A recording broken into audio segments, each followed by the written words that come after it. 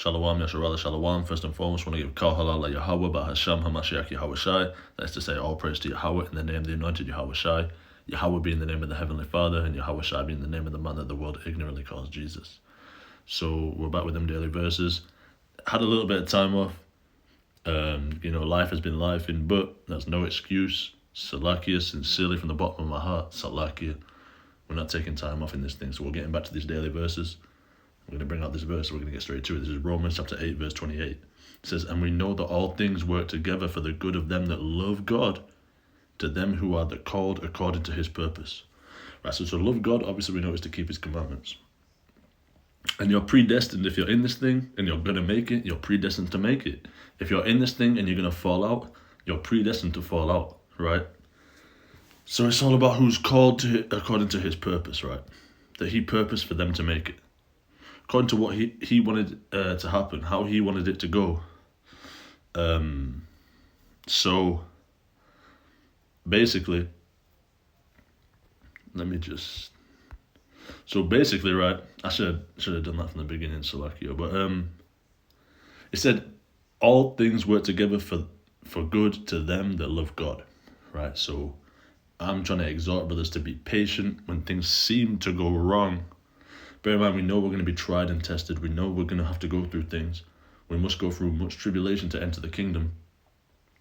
So I want to exhort brothers with a personal testimony. So I'm not going to say too much. Okay, but there was a certain happening when it came to going to camp. So obviously brothers know I had to travel a long way to camp. Camp was in London. I was in West Yorkshire. I had to travel a long way, 2 hours namely, to get to camp. 2 hours there, 2 hours back on the train. So there was a certain arrangement where I could get discounted tickets, but I wasn't supposed to have those tickets. That's all I'm going to say. So there was an arrangement. Right, and these people who check tickets, sometimes you get someone who's cool, oh, have you got your rail card, for example? No, I don't have a rail card. Right, anyone who's not a UK or doesn't use the trains, a rail card, it's like you can get a discount if you buy a rail, it's like £30 a year, and you get like 10% off your train ticket or something like that. So if you can't produce your rail card, that's not how I was getting discounts, but some ticket officers, they're cool, they say, oh, whatever, I don't care. And they move on, as you should. But then you get some jobs worth, and it doesn't make a difference to them. We just get some absolute, it's always Edomites too, more time. And they just pull up, hey, you got your rail card? No, I don't have my rail card. Oh, we're going to have to pay a full fare for the ticket, and we're going to hit you with a fine, and we're going to give you the whole shebang. Yeah, I hate those people. Those people need to just, look, if I was in that position, I know they're doing their job and it's policy, whatever.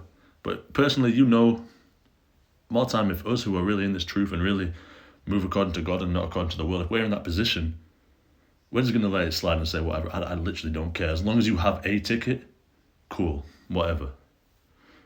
Right? So that's not the discount that I'm talking about, but I had a way to get quite a considerable discount. So what happened was I would have to produce a certain card, not a rail card, but a certain card that I obviously didn't have to prove that I'm supposed to have this discount. More time, every time I get sometimes they don't check tickets. Sometimes I had to pay full fare because I couldn't get the discount because the arrangement it wasn't an every week kind of thing. So sometimes I would just have to buy a normal ticket. Whenever they check tickets, I usually had the normal ticket. Salakia.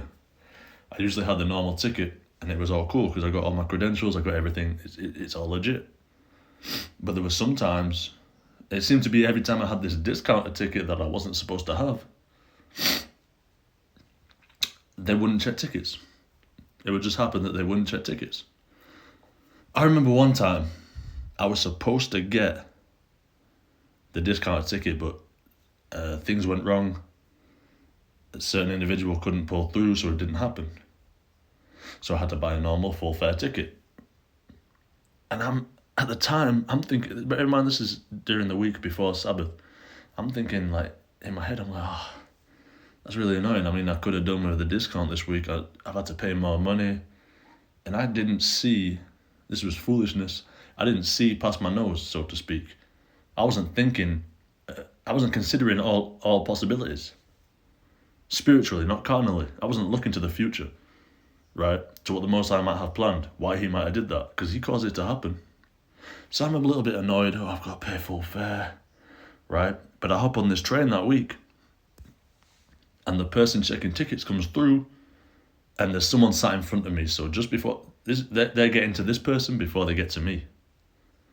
Right, so the person sat in front of me had a ticket bought with a rail card, as in the 10% off, but it was clear that someone else bought it because they didn't have a rail card. So the ticket person pulls up, hey, can I see your ticket? They show the ticket, oh, have you got your rail card? They say, no, I don't have a rail card.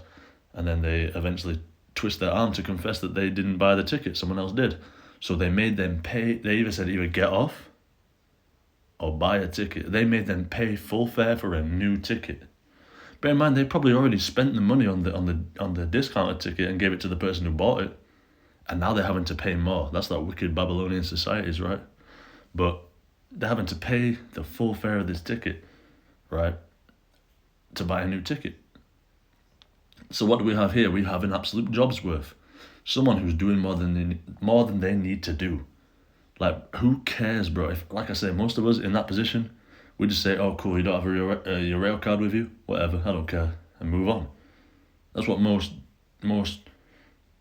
sensible, people would do. But you get these little jobs worth who, it doesn't affect them, but they just like to be, and it's an Edomite woman too, and she was nasty with sharp teeth, right? And that's what they like to do. They like to throw their weight around and show their teeth, right? So that's what she did. It was an Ishmaelite woman who she was doing it to. And then she gets to me, and obviously I bought the ticket normally, I've got my rail card, I've got all the right credentials. So it's cool, whatever. Scans my ticket. Can I see your rail card? Yeah, here's my rail card. Cool. Scans that, moves on. And I'm thinking in my head, straight away, if I had this certain ticket, discounted ticket that I'm not supposed to have, that I have to produce a certain card to prove that I should have it, she would have seen it, she would have read the ticket and said, oh, can I see your card? And I'd have been like, well, I don't have it. And this is worse than not having a rail card. This is a situation where I could be in some serious trouble. Maybe not serious trouble, but there's definitely going to be more than me affected by it. Right? Obviously, I wouldn't fold and tell them about such and such, but it would have been a bad situation to be in for more than just me. More than just me and someone else. It would have been it would have been bad.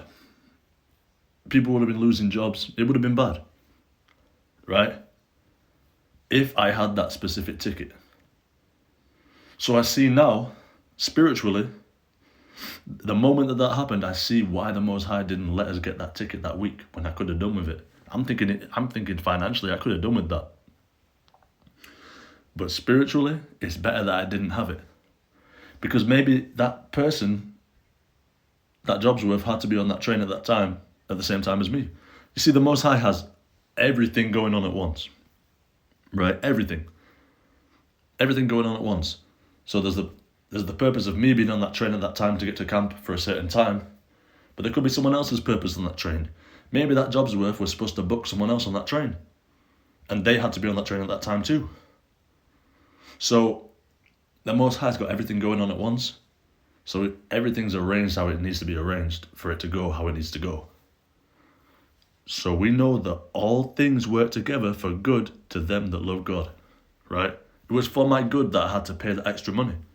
Yeah, at the time I might have been like, oh, I've lost a bit of extra money, £40 extra.